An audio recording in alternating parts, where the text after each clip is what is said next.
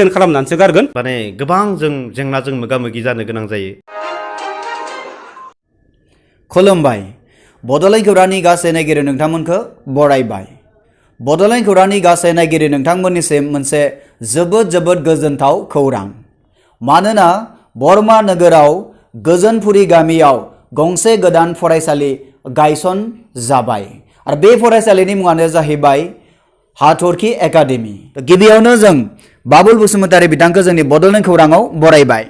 खुलुमबाय। गिबियावनो बड'लेण्ड खौरांनिसिम आंनि गोसो गोरबोनिफ्राय गोजोननाय बावहरनाय थाबाय।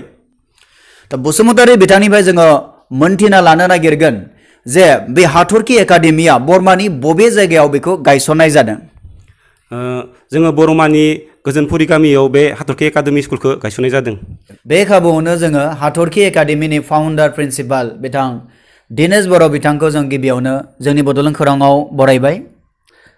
बड'लेण्ड खौरांनि गासै नायगिरि नोंथांमोनखौ आंनि गोसो गोरबोजों बरायनाय थाबाय। गोजोन्थों। गिबियावनो नोंथांनिफ्राय जों मोनथिनो लुगैगोन जे नोंथाङा नैबे हाथरखि एकाडेमिनि मोनसे गिलिर बिबान प्रिन्सिपालनि बिबानखौ रुजुननानै मा रोखोमनि नोंथाङा थांखिजों खामानि मावलांनो सानदों।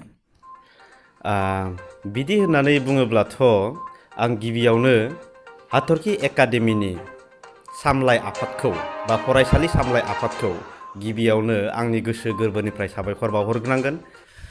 नैथियाव जोङो बिथांनिफ्राय मोनथिनो लानो नागिरगोन जे बरमायाव गंनै बर' बिजोंनि फरायसालि थासेयावबो नोंथांमोना जिथु हाथरखि एकाडेमिखौ गायसनबाय बे गायसननायनि गुबै थांखि नोजोरा मा जागोन। जोङो बे हाथरखि एकाडेमि स्कुलखौ गायसननायनि गुबै थांखियानो जाबाय मानोना जोंनि बेखिनि बरमा एरियायाव गोबां फरायसालिफोर दङ, जेरै इंलिश मिडियाम, एसामिस मिडियाम बा बर' मिडियाम। जेरै बर' मिडियाम हिसाबै जोङो गभर्नमेन्ट स्कुलाबो बर' मिडियामावनो दङ बा प्राइभेट स्कुल हिसाबै दा इउएन एकाडेमि दङ, बाथौ आश्रम हाइ स्कुल दङ। अब्लाबो जोंनि गेजेराव जेरैबायसा स्टुडेन्टसफोरा थारमाने जौगालांनांगौमोन बेफोरबायदि जौगालांनायखौ जोङो नुनो मोनाखै। बेखायनो जोङो गुबुन हारिफोरनि बा गुबुन जाथिफोरनि जोङो चेलेन्जआव जोङो सावरायलायनायनि गेजेरजों जों मेलेमजिबि बिथांमोननिफ्राय जोङो एडभाइस लादों। जों सोंदों जे जोङो माबे मोनसे टारगेटजों थाङोबा एक्सुवेलि गुबुन हारिफोरनि बादि जोङो बर' बिजोंजों फरायनानै बा स्टेन्ड खालामनो हानाय जोङो सुबिदाखौ मोनगोन होननायाव बिथांमोना जोंनो एडभाइस होदों। बा बे लेखायैनो जोङो बे हाथरखि एकाडेमि स्कुलखौ बरमानिनो गोजोनपुरी गामियाव जों गायसननाय जादों। जे जोंनि मुल उद्देশ্যआनो जाहैबाय मा, जोङो बर' बिजोंजों फरायनानै एक्सुवेलि जोङो स्टेन्ड खालामनायनि टारगेट लादों। जोङो बर' बिजोंजों फरायनानै गुबुन स्कुलफोरा दिनैसिमबो स्टेन्ड खालामनो हायाखै, जोङो नुफेराखै। जोंनि बे एरियायाव गुबुन जायगाफोराव जादोंब्लाबो जोंनि बेखिनि एरियायाव जायाखै। प्राइभेट स्कुलानो जा गभर्नमेन्ट स्कुलानो जा स्टेन्ड खालामनो हायाखै। बेखायनो जों सानदों मा, हाथरखि एकाडेमिया ओरै रखम जोङो मोनसे स्ट्रंलि थारमाने डिसिसन लादो जे जोङो स्टेन्ड खालामनानैसो गारगोन। जों नोंथांनिफ्राय मोनथिनो नागिरगोन जे इउएन एकाडेमियाव नोंथाङा गोबां बोसोर प्रिन्सिपालनि बिबानखौ रुजुनानै देग्लाय नैबे 2019आव हाथरखि एकाडेमिनि प्रिन्सिपाल जानो नागिरदों। नोंथाङा बेयाव इउएन एकाडेमिखौ नागारनायनि माबाफोर जाहोनफोर दङ नामा? इउएन एकाडेमिखौ नागारनायनि बुंनो थाङोब्ला जेबो जाहोनखौनो गैया होननानै बुंजागोन आरो। जेनेबा मानसिया थांना थानो थाखाय बयहाबो माबा मोनसे नङा माबा मोनसे सुबिदाखौ नागिरो।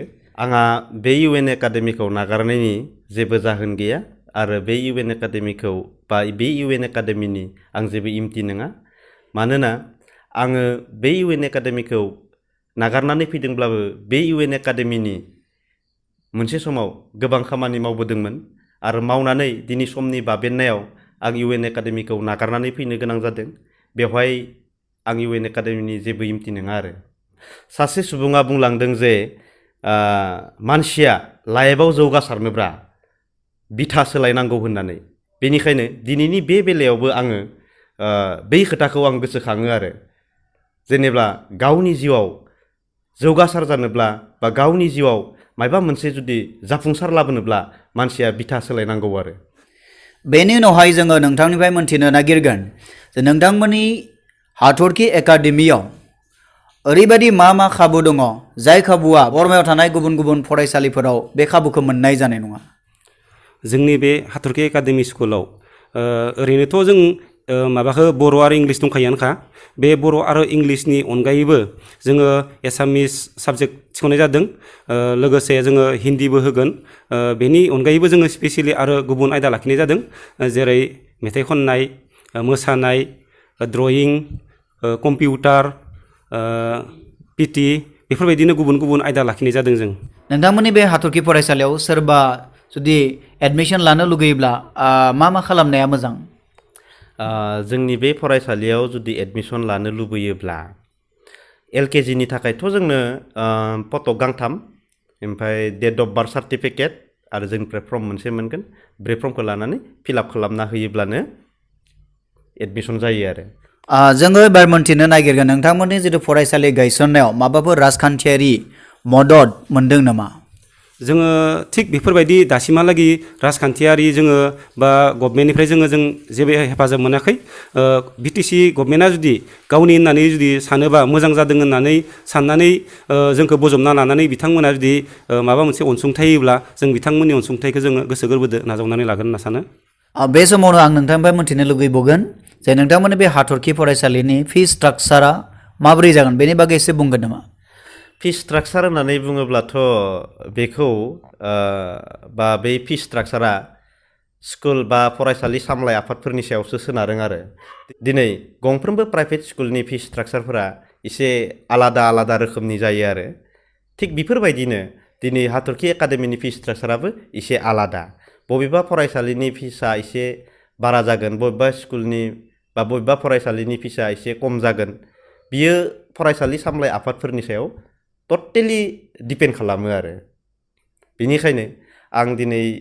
बे फी स्ट्राक्चारनि सोमोन्दै बारा बुंनो गोसो गैया आरो नोंथांमोननि बे हाथरखि एकाडेमिनि थाखोआ माब्लानिफ्राय स्टार्ट जागोन जोङो नै फैगौ जानुवारिनि 3 खालारनिफ्राय जोङो क्लासखौ जागायनाय जागोन नोंथांमोननि बे हाथरखि एकाडेमियाव साबेसेसो बेवहाय टिचिं स्टाफ थागोनखौ नोंथाङा आसा थिदों जोङो दा जोंनि बे हाथरखि एकाडेमि स्कुलाव 15 जन फोरोंगिरि दङ बेनि उनावहाय जोङो जुदि नन टिचिं स्टाफखौ जुदि लानाय जायो अब्ला बेवहाय नन टिचिं स्टाफा साबेसेसो थागोन बादि जोङो नन टिचिं स्टाफखौ जोङो 3 थि खालामना दोनखाबाय बेहाय जोङो मा होनना बुङो केरानि सासे थागोन सुगिदार सासे थागोन केयारटेकार सासे थागोन मोनसे फरायसालिनि सासे गोरायुं हिसाबै प्रिन्सिपाल हिसाबै खामानि मावलांनायाव मा चेलेन्जेसखौ माने बारग'नो गोनां जायो चेलेन्जेस हिसाबै बुङोब्लाथ' जों गोबां चेलेन्जेस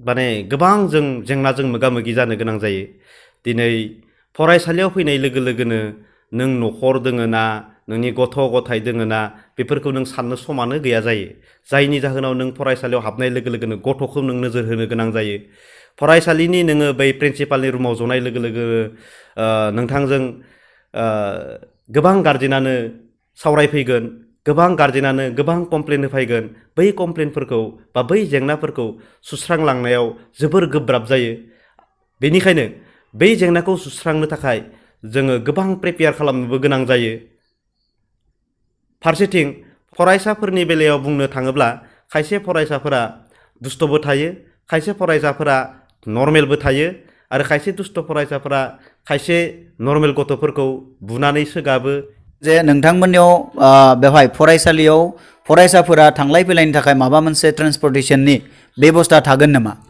औ जोङो जेनेबा गार्जेना खावलायोबा स्टुडेन्टनि अनजिमाखौ नायनानै जोङो गारिनि बेबस्था खालामना होनाय जागोन दा नोंथांनिफ्राय जोङो मोन्थिनो लुगैदों नोंथांमोननि बे फरायसालियाव गिबि गायसन जानाय फरायसालियाव हाथरखि एकाडेमियाव बेवहाय माबे थाखोनिफ्राय माबे थाखोसिम नोंथांमोना लाखिनो सानदों जोङो गिबि जोङो फरायसालिखौ स्टार्टिं खालामनाय हिसाबै जोङो LKGनिफ्रायनो लानो होनना सानदोंमोन नाथाय खायसे गार्जेनफोरा जोंखौ ओरै रखम नारसिनदों जे नोंथांमोना LKGनिफ्रायल' लानाङा नोंथांमोना क्लास 7सिम ला बे लेखायै जोङो LKGनिफ्राय क्लास 7सिम लानाय जादों दा जों एडमिसन होनाय हिसाबै क्लास LKGआव जोङो 38 एडमिसन होबाय UKGआव 12 जन क्लास 1आव 7 जन क्लास 2आव 7 होनाय जाबाय टटेल 72 होनाय जाबाय जों एडमिसन नोंथांमोननि जिथु बे हाथरखि एकाडेमिनि बै जिथु स्कुल बिल्डिं बा जों जायखौ बुङो इनफ्रास्ट्राक्चार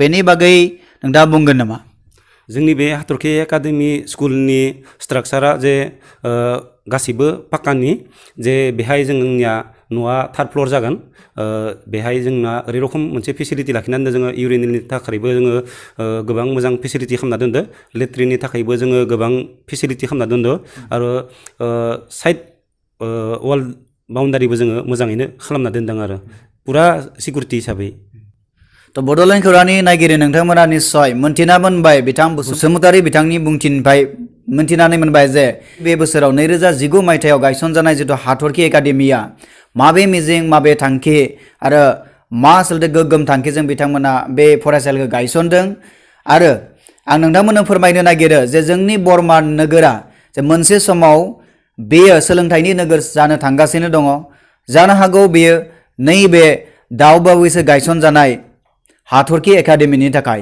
मानो होनबा बिथां बसुमतारिया बुंलांबाय जोंनि सिगाङाव जे बिथांमोना नारा नाथा नाजानायनि गेजेरजोंबाबो बिथांमोना बे हाथरखि फरायसालिनिफ्राय स्टेन्ड लाखिगोनखौ बिथांमोना खोथा होदों तो साबायखर थाबाय बिथां प्रिन्सिपाल दिनेश बर' बिथांनिसिम जों बड'लेण्ड खौराङाव एसे सम होनायनि थाखाय तो बड'लेण्ड खौरांनि गासै नायगिरि नोंथांमोना निस्सय मोनथिबाय बरमायाव गंसे बर' बिजोंनि गंसे गोदान स्कुल बे गायसनजाबाय बे जाबाय हाथरखि फरायसालि आरो बे हाथरखि फरायसालिया थांना थानायनि थाखाय नोंथांमोननि हेफाजाबनि गोनांथि बेखायनो नोंथांमोना बे फरायसालिखौ गंसे गेरेमसा फरायसालि महरै फसंनायाव नोंथांमोननिबो बिहोमानि गोनांथि दङ तब्ला बड'लेण्ड खौरांनि गासै नायगिरि नोंथांमोनखौ जोङो साबायखर जासिनानै दिनै नोंथांमोननिफ्राय जोङो बिदाय लाबाय गोजोन्थों।